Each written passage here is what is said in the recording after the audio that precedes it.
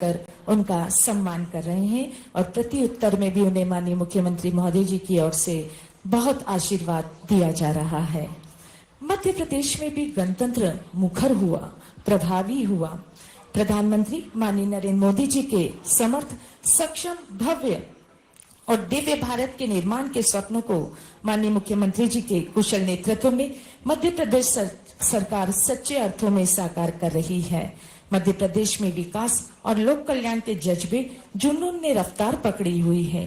प्रगति के पथ पर आगे बढ़ता मध्य प्रदेश, विकसित, समृद्ध, सशक्त, सुरक्षित हमारा मध्य प्रदेश आज गणतंत्र के पावन पर्व पर गर्व का भाव कि भारत के विकास में अपना मध्य प्रदेश सर्वस्व योगदान दे रहा है।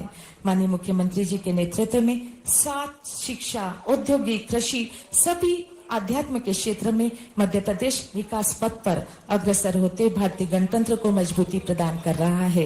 हमारी दीर्घा में बैठे हुए सभी सुधीजन माननीय मुख्यमंत्री जी के प्रति खड़े होकर सम्मान का भाव प्रकट कर रहे हैं। माननीय मुख्यमंत्री महोदय जी भी अपने हाथों को जोड़कर उनके इस सम्मान को स्वीकार कर रहे हैं और उनका कारवा पुनः सलामी मंच की ओर पहुंच चुका है। वे कुछ ही समय में हमारे साथ पुनः मंच पर होंगे।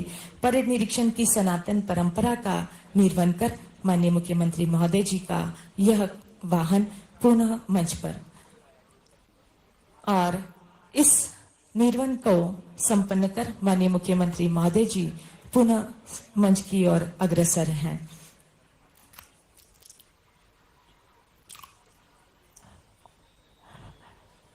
परेड कमांडर अपने स्थान पर पहुंचेंगे।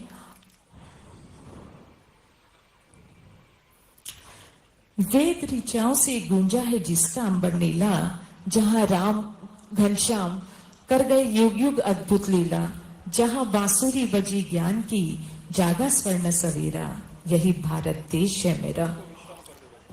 परेड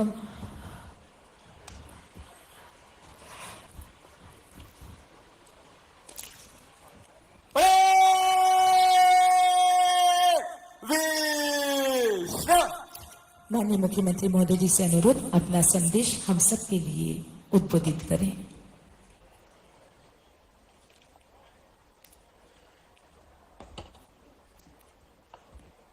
मेरे प्यारे प्रदेशवासियों, भारत के 76वें गणतंत्र दिवस के मंगल अवसर पर आप सबको हार्दिक बधाई एवं शुभकामनाएं। आज राष्ट्र के जन गण मन में देशभक्ति और देश के लिए गर्व का भाव सशक्त हो रहा है।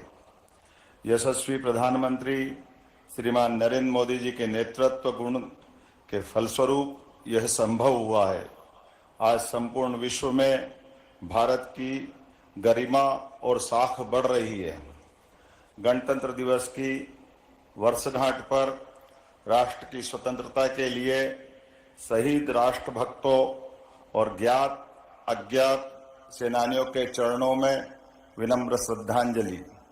आज संविधान निर्माताओं के प्रति भी कृतज्ञता ज्ञापित करने का दिन है। संविधान सभा में मध्य प्रदेश के महू नगर में जन्मे बाबा साहब डॉक्टर भीमराव अंबेडकर जी की प्रारूप समिति के अध्यक्ष के नाते अविस्मरणीय भूमिका रही है। हमारा संविधान गौरव और स्वाभिमान के साथ हमें अपने अधिकारों और कर्तव्यों का बोध भी कराता है। संविधान दिवस के माध्यम से हमारा राष्ट्र संविधान की महिमा को एक उत्सव के रूप में मनाता है। गणतंत्र दिवस की वर्षगांठ पर यह बताते हुए प्रसन्नता है कि एक वर्ष में प्रदेश के चहुमुखी विकास के साथ प्रदेश की जनता के हित में जन सहयोग से जो कार्य हुए हैं उनसे मध्य प्रदेश विकसित राज्य के रूप में पहचान बना रहा है। यशस्वी प्रधानमंत्री श्रीमान नरेंद्र मोदी जी की मंशा अनुसार विकसित भारत के लिए विकसित मध्य प्रदेश की हमारी यात्रा निरंतर चल रही है। प्रधानमंत्री श्रीमान नरेंद्र मोदी जी की मौजूदगी में 17 दिसंबर 2024 को जयपुर में इस परियोजना का त्रिपक्षीय अनुबंध हुआ है।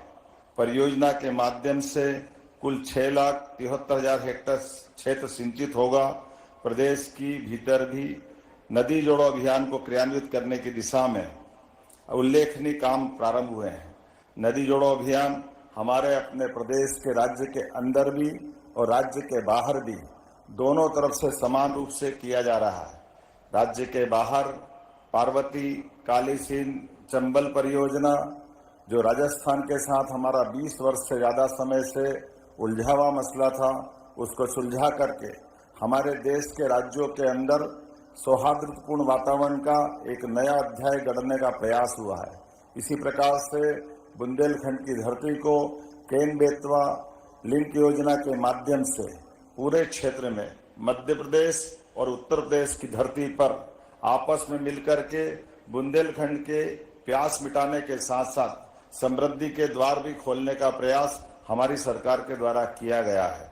मुझे इस बात की प्रसन्नता है, राज्य के बाहर जिस प्रकार से नदी जोड़ो परियोजनाओं को हमने लागू करने का प्रयास किया है, उसी संदर्भ में हमने अपने राज्य के अंदर भी खास करके एक नदी से दूसरे नदी की कठिनाइयों के लिए कहीं सीवर से जुड़ी हुई परेशानी होगी, कहीं और कोई कारण से नदी सूखी या एक नदी में बाढ़ आती है, ऐसे में एक नदी से दूसरी नदी जोड़ करके हम अपनी इन समस्याओं का समाधान खोज सकते हैं। इसका बेहतर उदाहरण इंदौर और उज्जैन के बीच निकलने वाली सीवर से जुड़ी हुई कान नदी की पुरानी एक ऐसी कठिनाई थी जिस कठिनाई के कारण से वर्षों